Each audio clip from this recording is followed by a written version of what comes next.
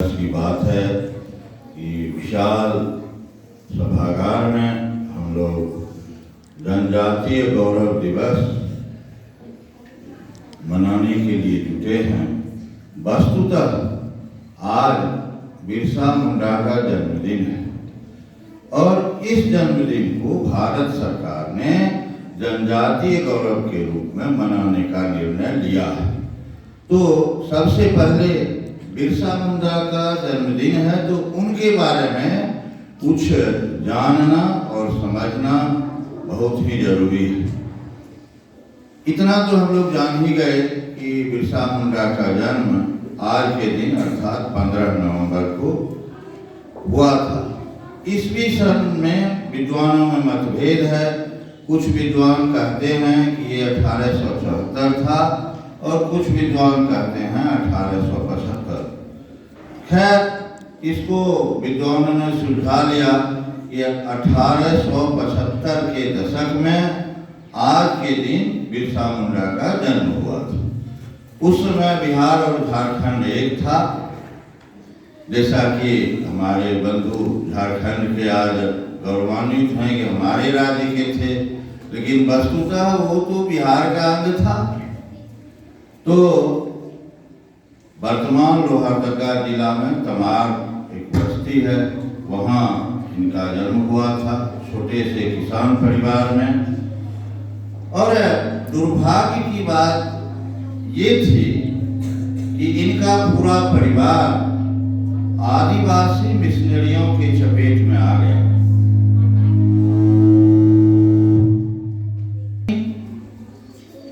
Mission के लोगों ने इनका धर्मांतरण करा। ये हिंदू थे, सनातनी धर्म पद्धति को मानते थे और इनके दोनों भाई को ईसाई धर्म में दीक्षा दी और वो ईसाइयों ने ही इनके शिक्षा दीक्षा की प्रबंध की। वहाँ के फादर का नाम था नोंगो। इनको फादर का कुछ व्यवहार अच्छा नहीं लगता था। हिंदू धर्म के खिलाफ वो विस्फोटन करते थे, आज भी कर रहे हैं। इनका विद्रोही स्वभाव मचल उठा और फादर से एक दिन सीधे विद्रोह कर बैठा और उस विद्यालय को छोड़ दिया और इस तरह से उनकी पढ़ाई यहीं समाप्त हो गई। अब अगला कालखंड जो है, इनके कालखंड को दो भाग में हम लोग बांटेंगे। पहला कालखंड जो था ये समाज सुधारक और धार्मिक व्यक्ति के रूप में था। समाज सुधारक इस बात का कि उस समय और आज भी ईसाई धर्म में आदिवासियों में हरिया कहते थे, यानी दारू पीने की परंपरा बहुत ज्यादा थी। दूसरा, ये लोग सूदखोर यानी महाजन के चक्कर में थे और वैसे हम लोग देखें कि पलासी की लड़ाई के बाद में जो हमारा देश है वो दुगुना पिसने लगा। एक तो अंग्रेज और दूसरा अंग्रेज के जो चाटुकार थे जमींदार, अब दोनों दुगुने वेग से लोगों पर अत्याचार करने लगे और जंगल के लोग का स्वाभाविक क्षेत्र आदिवासियों का बल्कि संपत्ति और आश्रय स्थल जंगल था। अब उसको वहां से हटाने की प्रक्रिया शुरू हो गई। तो बिरसा मुंडा ने लोगों को जागृत किया, कुप्रथाओं को मिटाने का प्रयास किया। तो इन बातों पर अब वो लोकप्रिय होने लगे थे आदिवासी समाज में और यहाँ तक उनको विष्णु भगवान मानने लगे थे। तो इन बातों को अंग्रेज बारीकी से देख रहे थे कि यह व्यक्ति भविष्य में अंग्रेजों के लिए क्या होगा, सरदर्द साबित होगा। कहे तो ये शिक्षा की बात करता है, ये क्या करता है, समाज सुधार की बात करता है, ईसाई मिशनरियों का विरोध करता है। तो उस समय तत्कालीन कमिश्नर थे W.H. ग्रीवले। W.H. ग्रीवले ने अंग्रेज सरकार को ये रिपोर्ट सौंपी कि अगर इस व्यक्ति को तत्काल गिरफ्तार नहीं किया गया तो ये अंग्रेजों के लिए सरदर्द साबित होगा। अब हुआ कि गिरफ्तार कैसे किया जाए?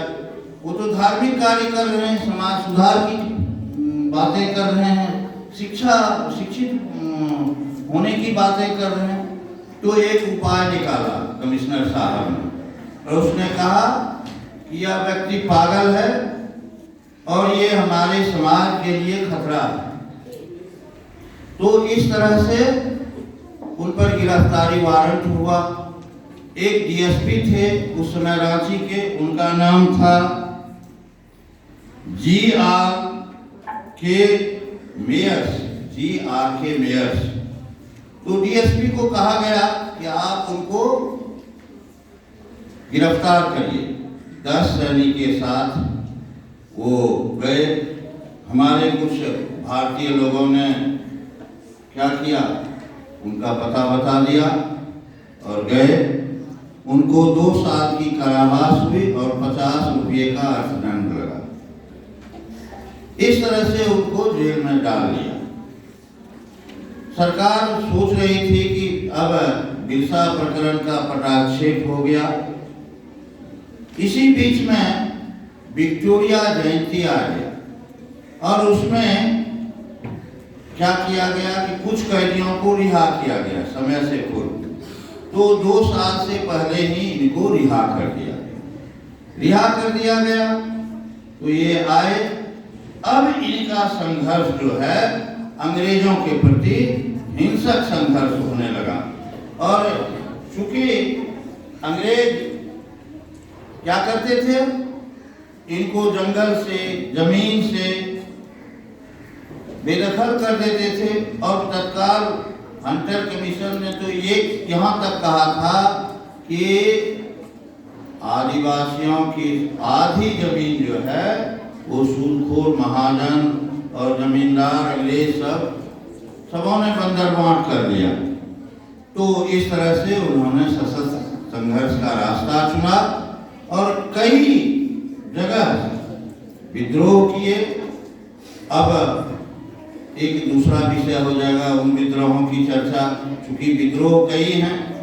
लेकिन एक जगह पकड़े गए, कुछ जमींदारों ने मुखबिरी की, पकड़े गए और इनको फिर सजा हुई। और ये 1908 जून 2000 ईस्वी 1900 ईस्वी 9 जून 1900 ईस्वी को इनकी मृत्यु हो गई। आज विद्वानों में मतभेद है कि इतने कम उम्र की आयु में निश्चित रूप से अंग्रेजों ने इनको जहर दे के मार दिया है। अब देखिए कि आखिर इनकी आवश्यकता क्यों पड़ी जनजातीय गौरव मनाने की? क्यों सरकार को ये कहना पड़ा? हमारे इस समय के पूर्व जितने भी सरकार थे उन्होंने कोई दिलचस्पी नहीं दिखाई, क्योंकि वो सामान्य वीर तो थे लेकिन आदिवासी थे। उसको कौन लिखता है, कौन उस पर शोध करता है?